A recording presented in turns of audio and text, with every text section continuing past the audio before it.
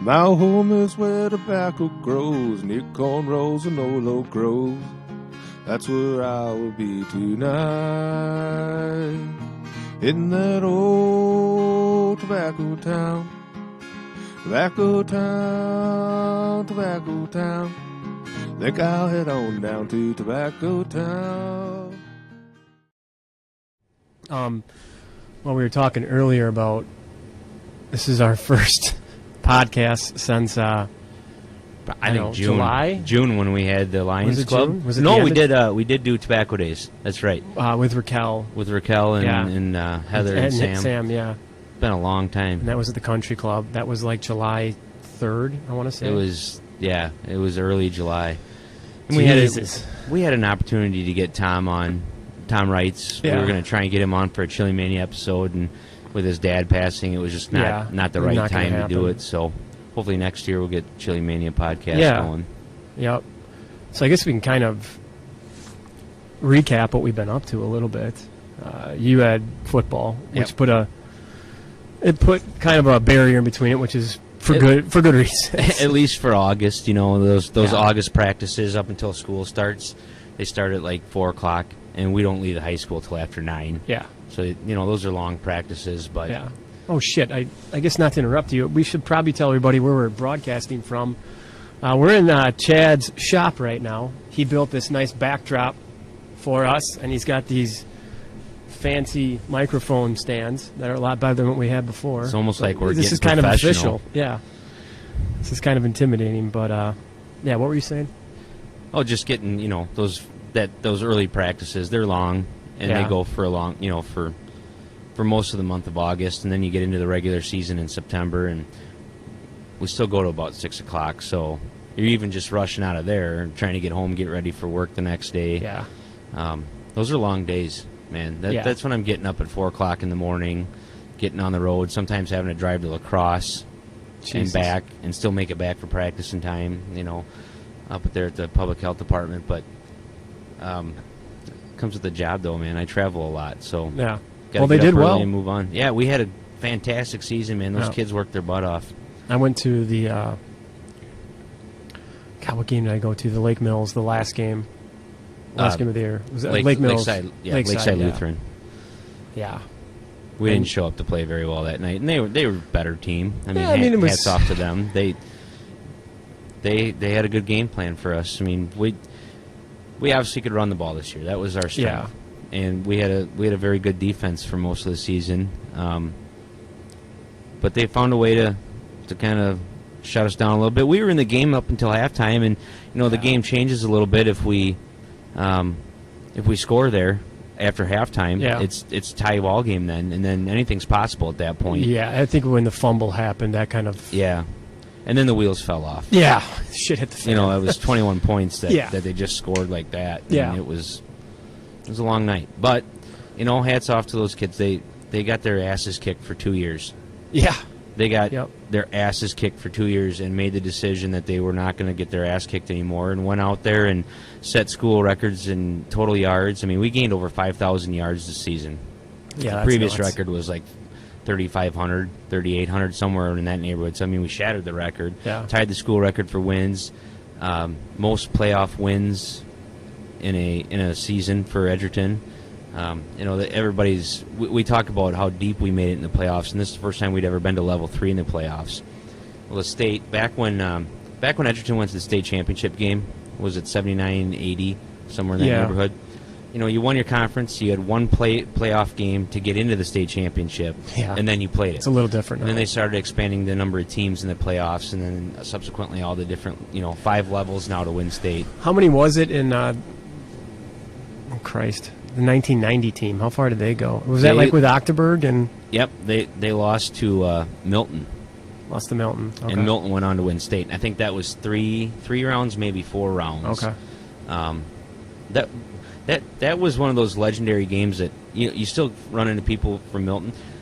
The scene was Edgerton. 2 great teams, obviously. Either team probably would have went on to win state. Yeah. And obviously Milton did. But they said that there were at least 5,000 people at the game. People were sitting up on the hill, obviously before. You remember the school before they put on the field house. Yep. There used to be that big hill right there. Yep. And they had people lined up over there. There was people on the practice field. There was people behind, all around the stands. I mean, yeah, Mike actually gave me the 1990 season on VHS when I was in high school. God, I'd have to see if I could find it. So I would watch that when I was like a freshman in football or a sophomore in football. He gave me that, just the film tapes of the 1990 season, and I remember, because I mean I was 6 at that time, so I don't remember anything. But it was really cool to see, the amount of people that were there. It was nuts, and it kind of felt like that in Lake Mills on the last game because we were up on the hill. You know, and it was pretty crowded. The thing about Lakeside Lutheran High School there, where they play the game, the stands were so close to the sidelines that it just felt that there was more people there because of how close they were to the stands. And you could turn around and you're talking to somebody in the stands. That's how close it was. It was pretty incredible. Yeah. And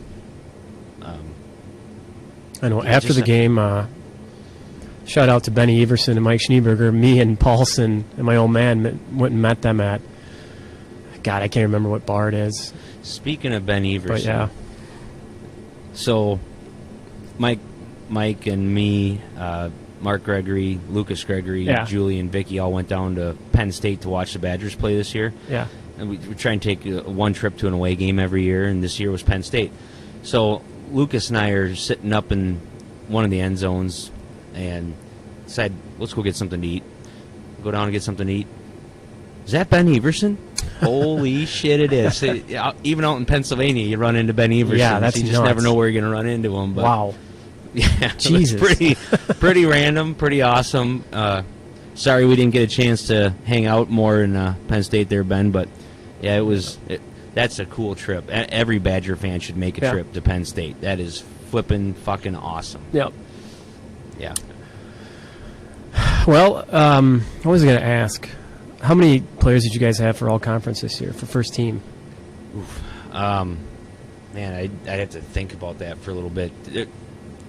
A ton. We had, obviously, Jaden and Jordan Leeds, Devin Jorgensen. We had Reed Farrington. We had most of our linemen got some kind of recognition, whether it was first, second team, or even honorable mention. One of the best lines that's Edgerton's had in a long time. They worked hard. Reed Farrington is just a stud. I mean, that kid is a beast. Ben Weilman, Bryce Tate, Jordan Leeds and Cesar Ochoa, they worked their asses off every down. You didn't have, when you introduce the game plan, you're kind of going through and where are they going to come from, where the blitz coming from, showing them blitz pickups early in the week. And, and by Thursday, you still might have a breakdown here or there, but by Friday night, they had it down. And they would pick it up, and we'd be off to how many runs of 50 yards, 60 yards do we have this year that were just because they made a simple block? And Reed Farrington, one play in particular, I forget who we were playing. It might have been homecoming against Turner. He pancaked 3 kids on the same play. It was unbelievable. And so we brought back I do this Pancake of the Week award. Oh, nice. And so we watch film and try and pick out the best pancake block, and then I give them a box of Bisquick and a thing of Mrs. Buttersworth syrup, because Mrs. Buttersworth is awesome. Everybody knows that. Anybody who says otherwise is a goddamn liar. But I think I have Surefine at home. Yeah, we really fucked up on that one. So we give out these pancake awards, and how can you not reward a kid who just gets knocks a kid down, gets up, finds the next kid, knocks his ass down, picks up another kid, knocks him down, and we score. It's just a beautiful thing. We had 4 kids that got honorable mention All-State. Who were they? Mason Simmons, Jordan Leeds, Reed Farrington, and Devin Jorgensen. Was there any first teams? Not for All-State. No. That was going to be my next question. A lot of those All-State kids are picked, when you get to the state championship games and whatnot. The year we had Ricky Williams, obviously he was just a phenomenal high school ball player. Yeah. And and he deserved that recognition. Devin had a really good season. Jaden almost rushed for 2,000 yards. Devin rushed for 1,600 yards. I mean, it was it's ridiculous what we were able to do on the ground, and a lot of it was Mason Simmons. We got that he sacrifices a lot. Good receiver, good running back. He's just a good all-around athlete, but he's also one of the toughest sons of bitches on that team, and would kick people out. And you'd see it. You watch film. Mason sacrificed himself a lot in a lot of plays just to open up those holes and let Jaden and Devin go. And our receivers, they caught balls. We have Nick Spang, 6'8", and huge specimen. He's starting to figure out the game a lot. He's coming around. Skylar Gullickson, anything you throw to him, he's going to catch. So it should be pretty good coming back next year. Yeah, we should have a pretty good team coming back. I mean, we lost a lot of seniors that obviously put a lot of work into it over the years, but we have a fantastic junior class, and we got a really good sophomore class too. So I mean, that's the secret formula. You got to have a super senior class that's put the effort in, a really good junior class, and then you have back-to-back classes with the sophomores too, and they just make everybody work harder. Everybody works harder, they get better, and you win ball games. There's no secret to it. Yeah, definitely. Well, I mean, hopefully they have a good season next year. Yep. I'm sure big things are expected. So, but yeah, well, that's the reason we were kind of gone for 6 months. Yeah, and then trying to find a place, trying to find time to do it, but also trying to find a place now with becoming wintertime and more people going out now instead of staying home and grilling or going golfing or all the things that they have to do. They're going out to eat dinner more, and we've had a couple of them planned since probably middle of November. Yeah, at least. And we get thwarted every time for whatever one reason or another. It just kind of worked out tonight. Yeah, sometimes you can't get guests that you'd like to. I mean, we don't have a guest tonight just because we didn't really need one. I mean, we've got enough things we got to talk about. And the first thing I think we should talk about is, which we didn't even touch on because we kind of stopped after it happened, was the 4th of July festival. Yeah. I don't think we talked about it, did we? I don't think we did either, because obviously their last podcast, I think you're right, it was July 2nd. It was obviously before the fireworks. Well, I think it went really well. They continue to nail it. Yeah. Attendance seemed way high this year. I mean, there was a shit ton of people there. Yeah, there was. And the fireworks were amazing. I know they were lower than people expected, but there's a reason for that. I'm probably going to get shit for this, but I kind of like that idea. I do too. And I'm a little biased too, and I know Chad is too, because since that podcast I've rejoined the Lions Club. Yeah. And back in it, Chad's been a Lion for a long time. So, again, touching on one of the reasons why we had that podcast was to kind of tell people what Lions do, and all people coming to the park, spending money at the park, is money going towards the Lions, then that can turn around and help people that have sight handicaps. For whatever reason it is, being able to go out into the schools and do the eye screenings with the kids, being able to donate to Lions Camp, and get blind kids up to a camp where they're supervised and able to enjoy a camp. You know, all the things that we do to help and serve our community as far as people with handicaps go. And that's where, I don't want to harp on anybody for taking advantage of the Lions in the sense that you used to be able to sit up in the Caterpillar parking lot. I used to do it. I sat up in the Caterpillar parking lot to watch the fireworks. Yeah, you didn't see the ground show, but you didn't care about the ground show. You wanted to see the big booms. And having them a little bit lower and getting more people into the park, it's good community. It's good community. It's free. It's free. Exactly. Exactly. Come out and support it. It's free. Buy some burgers. Yeah. Buy some beers. Did Tatter play? Did Tatter play? Heavy Petty. Yeah, that's right. That's right. I don't remember. Well, yeah. Too much. It was a long day. Yeah, that's for sure. But I just remember there was just a ton of people there, and I think it's going to continue to grow every year. And it's great having it on the 3rd. Yeah, it just works out better that way because everybody's got to go back to work on the 5th, especially if it's in the middle of the week. it just nobody's going to want to get out there on the 4th. I don't think I did anything. Rick on Zerwan's 4th of July. president of the Lions Club again this year, and he's got a lot of ideas as far as trying to find more things for kids to do out the park. So there's a reason for families to get to the park. One of them that we floated out there was actually setting up I know I've seen it on YouTube and I think on Facebook every now and then, but one of those life-size foosball tables where you're the actual player. Oh. And so we talked about maybe building one of those and having some foosball games out there. He's talked to me about setting up a baseball day out there. So I'd like to try and set up for the high school summer team to come out and play a game at the park on July 3rd and play it right before the fireworks go off so that the game ends, fireworks go. You get the other team to maybe stay for the fireworks. Their parents spend some money on burgers and brats and whatever, feed the kids. I'd like to do a Little League home run derby out there.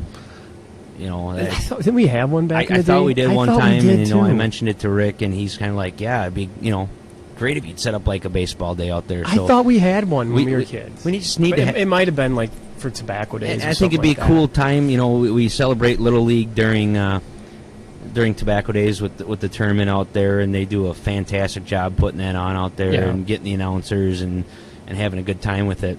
But I'd like to just have baseball celebration day that day. I mean, it's a perfect day to do it. Major League celebrating it, putting on different colors and whatnot. So kind of one direction I want to take Lions Club 4th of July is just let's have a baseball day out there. Big celebration. You could probably do an adult one too, like the kind of like the axe throw. Yeah. But you could do an adult one with the softball. That wouldn't be a bad idea. I think you'd get some people out there that would do that. That would be kind of cool because he'd asked about what could you do for softball out there, and the Quams they run the softball tournament for tobacco days, and they've got 16 teams, and it takes them all weekend to do that tournament. Yeah, I know they do a lot of work. And if you had maybe 6 teams that are local, and it's just all local teams that have a softball tournament, maybe a little similar to Farm Family softball classic, but I think that'd be kind of fun, and it's a gear up for those guys that are getting ready to play in tobacco days. I also want to thank, I think it was Tucker that talked to Jamie Becker and got the flatbed out there. Was that correct? Yeah. Yeah. For Tatter said that was a lot better than just putting them on the floor. And we stayed out there until Tatter was done. Yeah. I know that. So that was much better for the music, and I mean that's the way you should do it. I mean, you can just get a local band for the 4th of July when you have that many people. Yep. You don't have to worry too much about it. Yeah, and people are, it's easy promotion, real easy promotion. I mean, everybody loves fireworks. Yep. So I mean, hats off to the Lions Club. I thought they did a fabulous job with that. Tobacco days. It's just spent a lot luck. of time together at tobacco days. Yeah. But I just it sucks because they just had shitty weather. Yeah, that first night they had Gas Can Alley out there at the ballpark. Sucked. I felt so bad for some of the board members. I did too. I mean, it downpoured all day. And then rained Saturday, rained a little bit on Sunday. Yeah. The downpour was incredible on Friday night. Yeah. I remember going out there to watch some of the softball. Sarah and I went out there to watch some of the softball, and I can't even believe they were still playing in it. You figure somebody's going to turn an ankle or something, but they had a blast doing it. Steve said it was one of the funnest nights.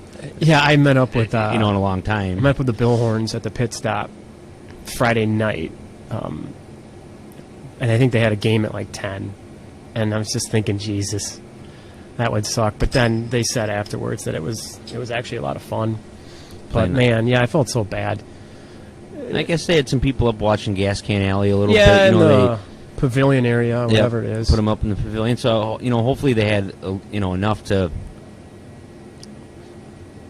make it worthwhile to a point, and then had good weather Saturday morning for the run walk. Yep, that was a lot of fun. Yeah, I did the 5K, and that was. Yep.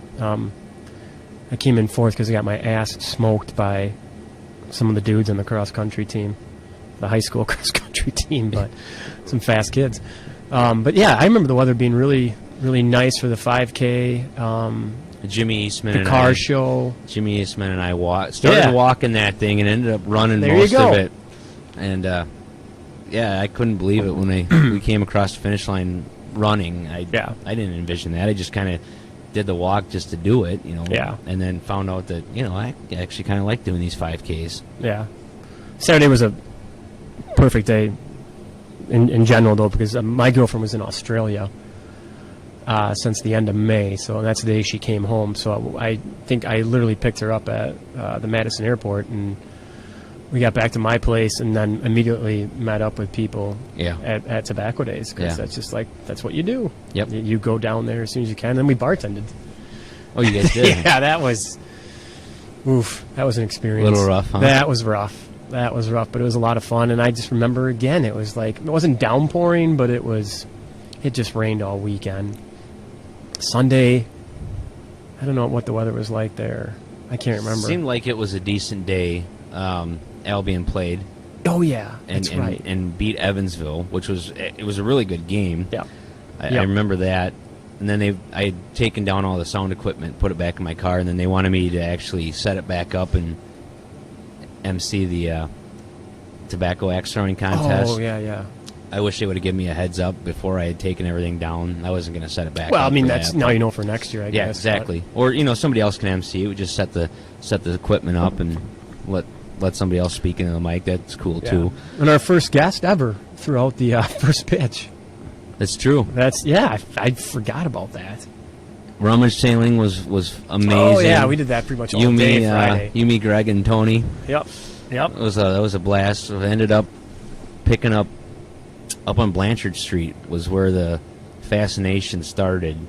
We went to that garage sale and I found that little box and it had some old buttons from the 70s.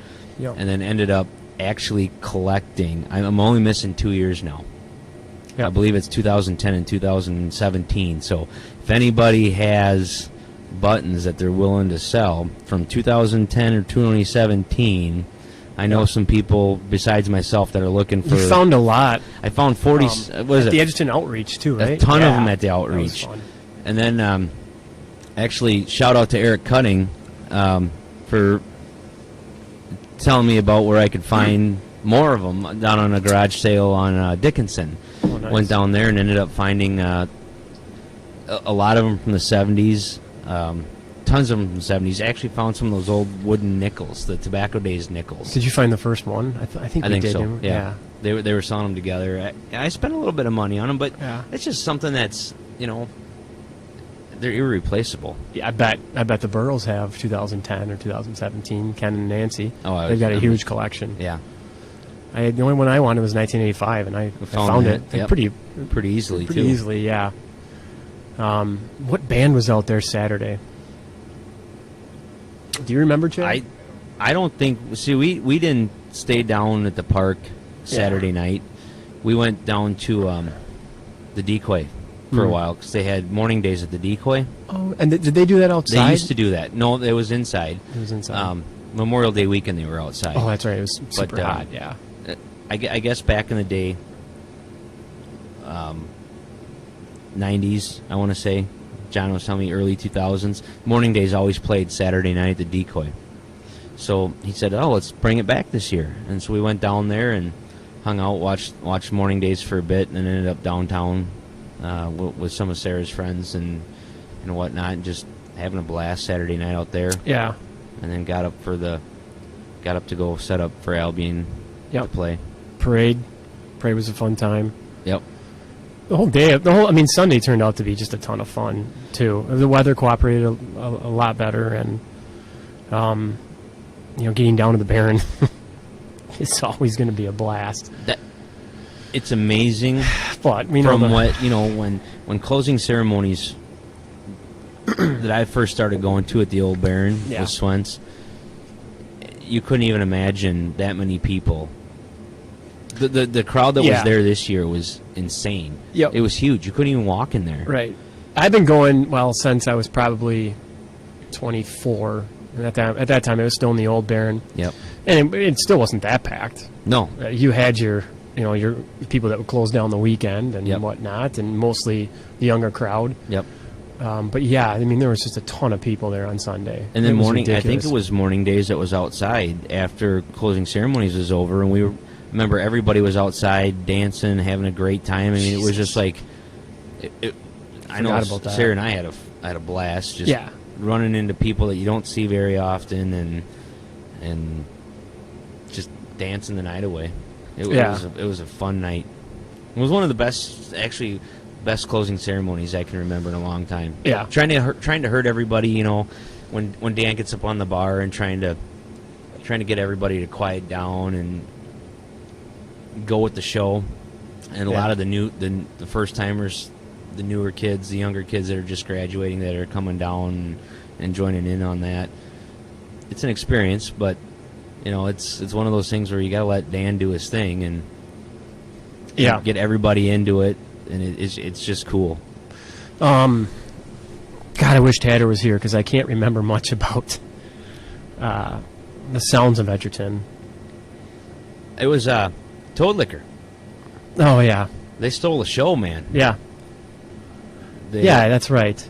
Yep. Danny Witt was on fire that day. Yep. Just can't remember a lot about it. And I don't remember. But I don't remember anything too bad. No, it was Like a great yeah. show.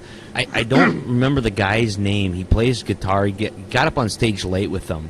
Long hair. Do you know who it is? Oh, Chad Weffel? Chad, yes. Yeah. Thank you. I thought his name was Chad. But Bad man, Weffel. he just Yeah, killed he's it, good. man. He is so good on the guitar. Yeah. It was amazing.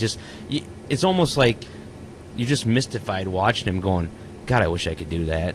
Yeah. Just even a second of it, and he's so good about being able to move around, move the guitar around. yeah, not I've watched him out lose- at last night every now and then. God, not losing his, where his fingers are on the strings and whatnot. It was incredible. Chad, you got an amazing talent, man. It's awesome. Yeah, like I said, I've seen him play a handful of times at last night, and yeah, he's pretty amazing. Yeah. That's for sure. I wonder if he plays in any other bands. I don't know, but does he? Yeah, sure.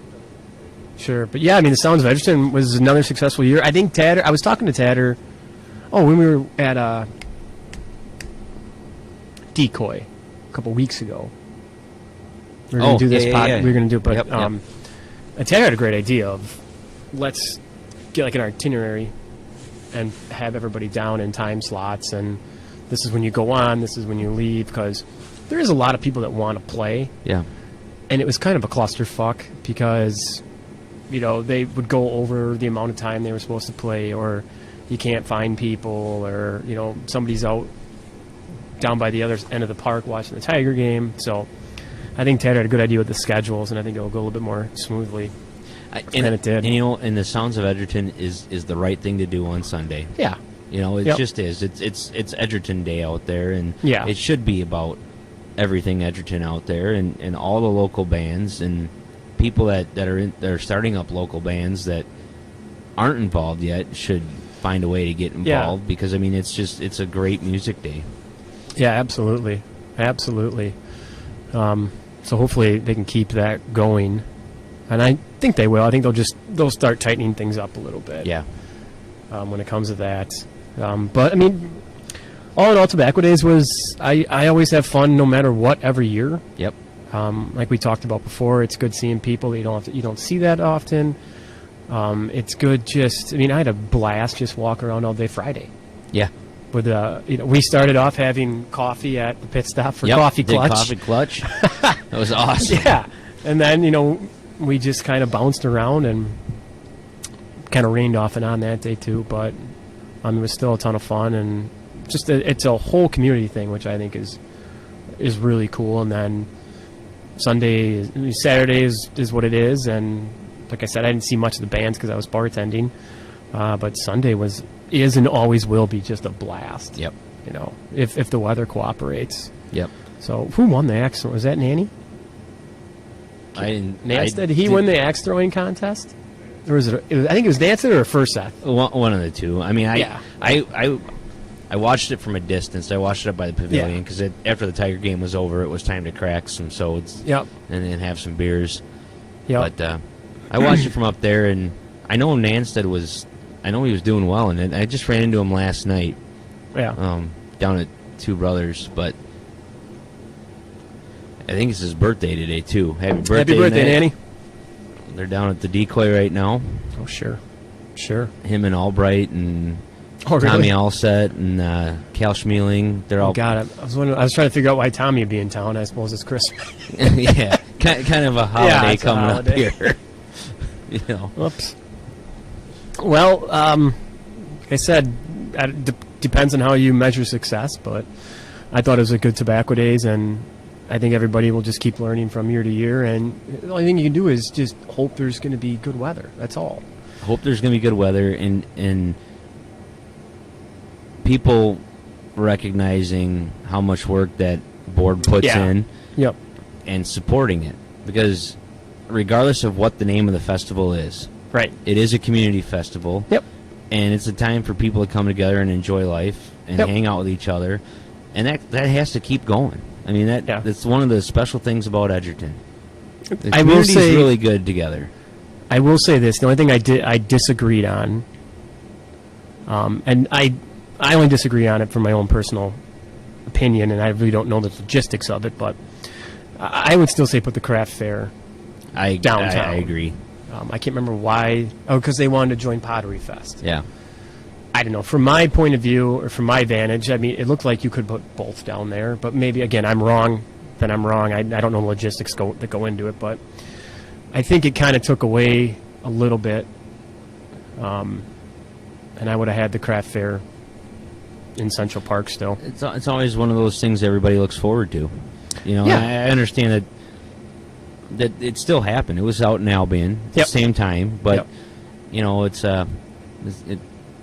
one of those things, like you can go from the craft fair down to the car show, or from the car show down to the craft fair, head out to the park, watch some, obviously the Little League tournament out there, the softball tournament, all the things that are going on out there. Just people in town just support the festival. I mean, I understand there's stigmas that go with what it was way back in the day, who sponsored it and all that, but it's not the way it is anymore. It is still a community festival, and people should go down and experience that and enjoy it. Yep. Even if you're new to town. Especially if you're new to town. Yeah, it's a great way to meet people. And we're getting a ton of people in from, other cities. Yep. And Edgerton's growing. Yep. We could go for another hour on that. Yeah. About some of the development that's going on in Edgerton, and maybe we will at a later date. But yeah, it's a good reason for, if you're new to town, get out there and see what it's all about. Or even if you're from out of town and you're watching this, especially if you're from out of town and you're watching this, you got to understand what tobacco has meant to the community. Yeah. It was what helped build Edgerton and helps farmers pay their bills. Yeah. Regardless of what your take on tobacco is or not, it is the celebration of the work that those farmers do. Yep. It's hard work. If you've never done it, then you're lucky. You're lucky, but also you need to come see it and experience it and see how hard these people work to produce a crop, irregardless of what your point of view is. What your point of view is on it, and it's a town celebration. Right. So come and experience it, man. Yeah. You'll have a blast, I promise you. Yeah. So we'll see what next year has in store for them. I'm sure we'll get them on in the summertime. I hope so. To talk It was again. a lot of fun talking to them. Yeah, it was. And especially Casey Langan. Yeah, I mean, the that was a history that he blast. provided us and all the things that he did for Tobacco Days and still does. And that was a great episode. Reminiscing about Judy Nelson and what she meant to Tobacco Days and what she did to help foster Tobacco Days, and that was special. Absolutely, because it was such a huge deal. In the early 2000s and all throughout the 90s and I guess even 80s too. So it'd be nice to get back to that. Whether that's going to happen, I don't know, but it'd be nice to see. It's nice to see a little more growth close to that. And they give scholarships to kids. Yeah. There you go. It's another. Every city has their festival. Every city has their fundraisers, and they try to do something with the money that's positive for the community. Let's give some scholarships to kids. Let's help promote some of these businesses in town and whatnot. So they just do a fantastic job. You can't say enough about what that board does. Right. And they're always looking for help. Right. I mean, you got to figure in too. They're working with the money they have. Yeah. They're trying to put on a good time with the money that they have. Yep. And if you don't like some of the things that they're putting on, then donate and get on the board and try to have a voice. Yep. That's all you can really do. Yep. Like I said, I'm pretty satisfied with the whole weekend. But it doesn't need much for me. No. No. Keep the fun run going and Sunday and Saturday night, I'm good. And I hate to keep saying it, but all you guys that are on the board out there, thank you. Yeah, thanks. I know you don't hear it enough. Thank you. Yeah. Chili Mania. Did not go. Chili Mania, I generally tend to stay away from. Jesus, good thing we didn't have Tom on the show. Well, I actually used to help Tom and Vicky and Bruce a little bit planning Chili Mania for a couple of years there, but over the years, that many people in that small of a space, I get a little phobic of it. Sure. I don't understand what it is about. I can go to a Badger game and not have a problem. I can go to a sporting event and not have a problem. I can go to a concert and not have a problem. Yeah. You start getting into those really crowded bars, really crowded, streets like that. Yeah. I just get a little nervous, and it's just me, man. It's Sure. not the festival itself. It's not what Sure. they do for the community either. It's Well, judging by the turnout, it was another yeah. very, very, very successful year. Yeah. I mean, Jesus. They had some big name bands. Yeah. Yep. I don't know who the country dude is. Chad, do you remember? But they had first night. I know he's a nationally recorded artist. I know. They I play know. I him feel on like the an radio asshole, all the time. but I can't remember his name. That's Neither the do thing. You got to listen to country music to know who Right. he is, and I Right. don't listen to anything recorded. Sure. Yeah, exactly. Yeah, I can't remember his name. Again, if Tatter was here, he'd be able to chime in. But it kicked off Friday. I left work early because Tatter, Mad Tatters, and Sarah from Tata Sriracha was the first opening act, and I thought they did a pretty good job. They sounded great. Again, I'll just say it, bad time slot. It was right at 5, or maybe it was even 5:30, but either way, if you can push that back somehow, it'd be great, because you're not getting a lot of people there at 5:30. People are still working or getting home from work, or, if they are coming from Madison, good luck getting down there by 5:30. We also had a home football game that night against Clinton. Yep, that's true. So, I mean, again, and people are out to eat, too. It's Friday night. People are going out to eat, especially at Two Brothers and the Baron and whatnot. Yeah. The Decoy, having fish fry on Friday night. But yeah, so other than that, it eventually people piled in to see this guy that we can't think of his name. I don't know. It came from all over. I know when I drove through the downtown. I know he was pretty popular. It was that was pretty packed. So much for our research. We kind of sucked at that one, but oh well. But yeah, it was pretty packed, and Saturday morning was pretty good. The weather in general for Saturday was really good. Yeah. I think it was a little rainy during the 10K. That kind of kicks off everything for Saturday. And that race is just getting bigger and bigger and bigger. Getting a lot of people from out of town. Where do they do that at? So it starts at Sarah's Health and Fitness. Goes down, what street is it? Well, eventually it becomes County N. What street did Nick Edwardson used to live on? Oh, that's the hell was that? Why can't I think of that? Is it Rollins Street? Yeah. So you go up Rollins, start at Sarah's, turn left on Rollin. Rollin eventually turns into County N by the racetrack. It goes there, then it turns left on. I always get these two confused. Left on Dahlman or left on Pomeroy? Pomeroy. up a massive hill, and then up through the where Bill Horn's greenhouse systems is. Oh, the business park. Yeah, out the there? business park, and then you go down to Cigarette Alley for a little bit, and you got to go up right away, and eventually downtown. So it's a nice race to get you out in the country for a little bit, but then you're downtown, you're in Edgerton, so people really wanted to see, they could.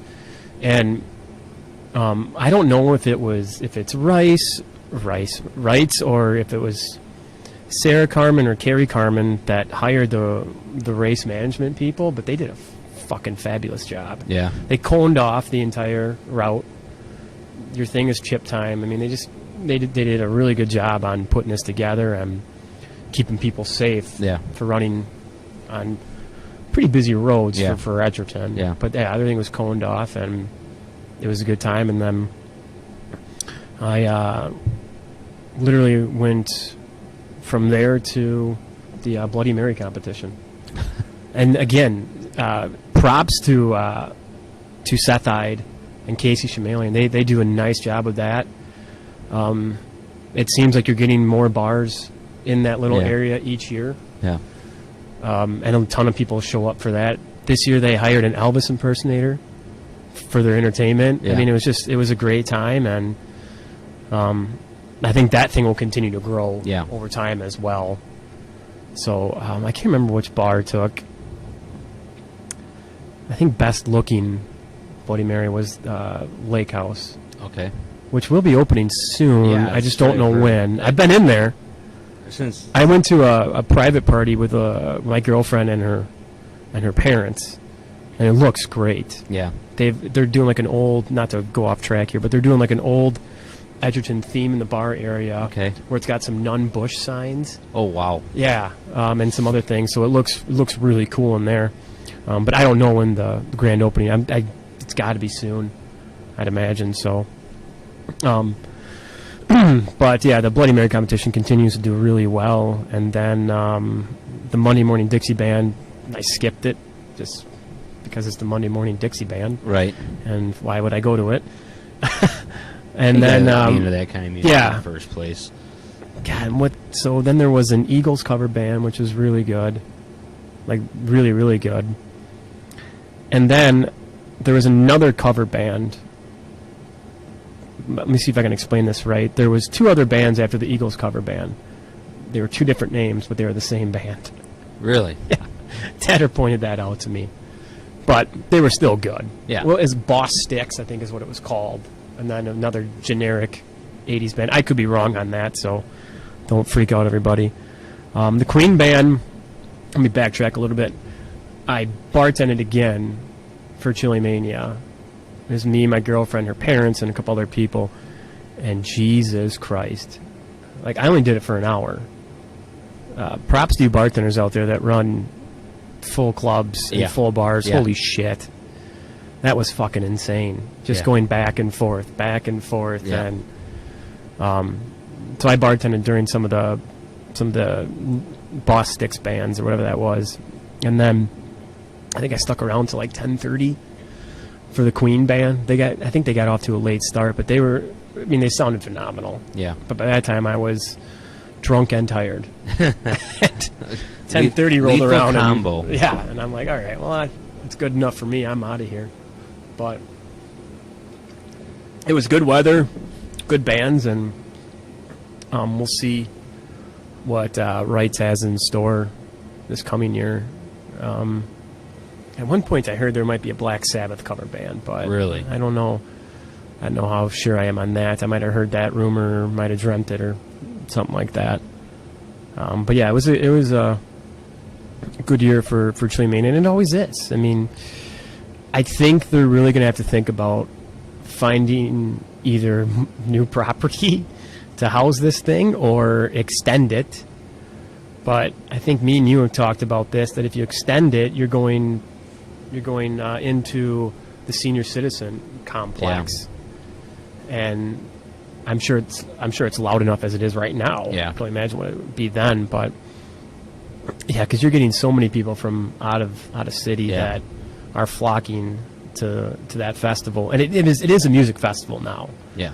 I mean, it's almost like it's a music festival, and on the side we're going to serve chili. Yeah. That's kind of what it's And turned incidentally, into. the Wisconsin State Yeah. Chili Championships. Yeah. I mean, it's Yeah. I mean, so it's a pretty big deal for a small town like ours, and logistics hopefully get figured out on how to expand it and keep everybody safe at the same time, because you're going to have to eventually. Yeah, you might get away for the next couple of years as doing it the way it is, but it's just going to keep growing. And I know those guys pretty well, Mm-hmm. and they're about keeping it down there.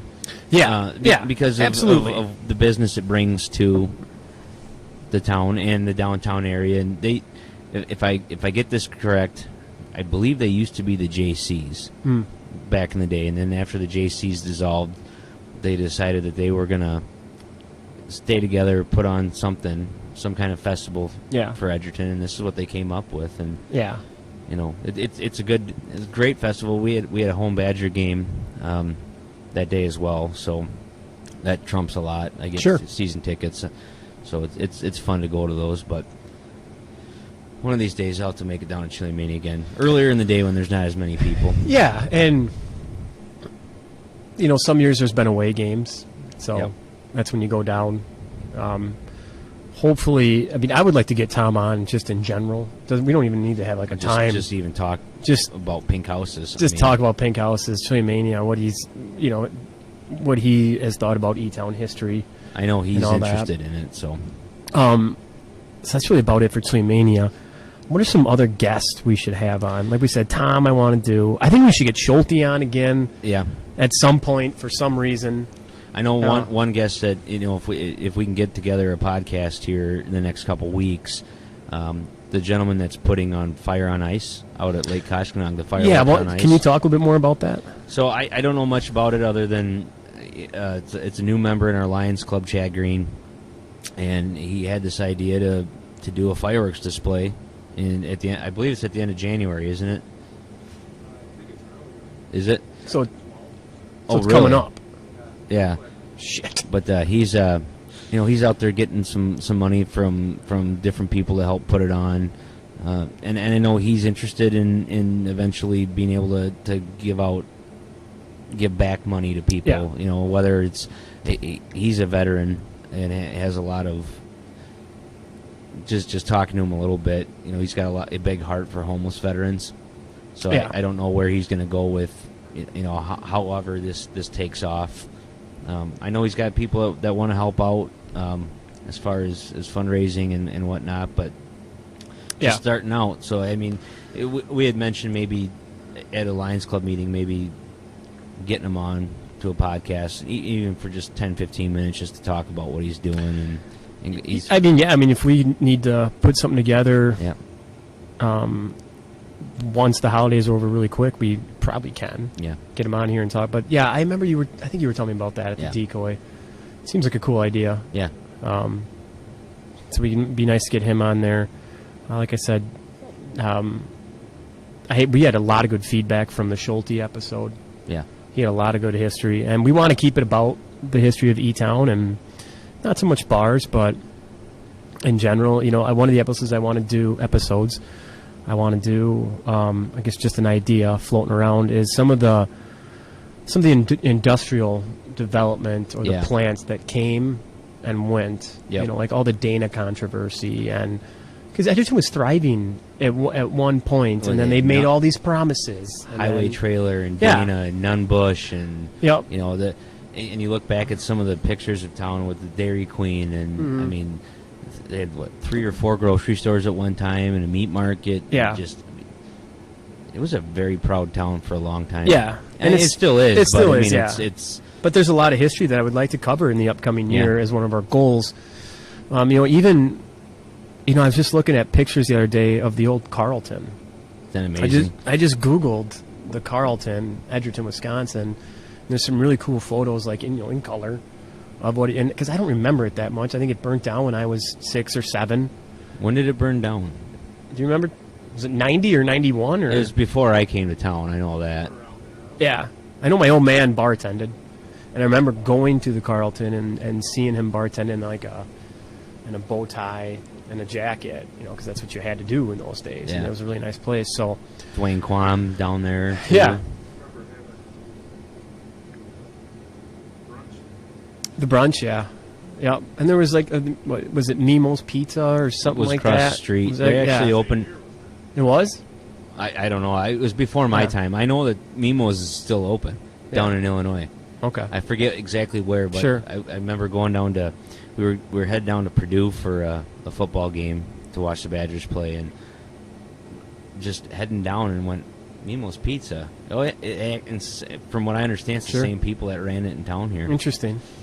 So yeah, I'd like to find some people that would come on and talk about some of the things that we once had, but from one way or another, were either burnt down or they like Dana, they just up and left town. Yep. And left us with where we're at now, and because I think people are interested in hearing about some of that old stuff, because I'm sure there's people that drive by and see that giant fucking building and they're like, what is that? Yeah. It's like, oh, that's the old Dana building. Yeah. My old man worked there. I mean, They've been a bunch doing of people some work worked out there. Have they? They I know they painted the building. They were doing some stuff with the roof, and then they actually IKI Drive side, they did a lot of work on that side of the building. Yeah. They also repaved part of the parking lot. Okay. Yeah. Yeah, I know they were using part of that for shipping and receiving. Yep. I don't know who was in there. Caterpillar was at one point. Okay. This Google is and Facebook are in there. Wow. Yeah. And I remember Paulson telling me something about Google being in the Dana. They're making servers, multiple servers. Oh, really? So they're in there right now, though. Wow, I'm gonna have to look into that because that's interesting. That'd be huge. Yeah. Yep. So I'm gonna look more into that, but so we'll put together a list of guests we want to see in the next year, and because we want to see this thing succeed. We didn't mean to go that long without it, but hey, shit happens. Yeah. So yeah, life definitely happened, man. yeah. So I guess next year just expect a little break in the fall time, and we'll try our best. But anything else you want to? Other than all of our friends and family out there and everybody who's watching this, I don't say it very often, but Merry Christmas, Happy Holidays, Happy Holidays, New Year. everybody. Thanks for putting up with us and listening. Yeah. Thank you for all the support for everybody. We enjoy doing this and having a few beers and talking shit. So yeah, we'll see you around New Year's Eve, I'm sure. All right, take care. That's a good one. Cheers. My home is where tobacco grows, near cornrows and Olo grows. That's where I will be tonight, in that old tobacco town. Tobacco town, tobacco town. Think I'll head on down to Tobacco Town.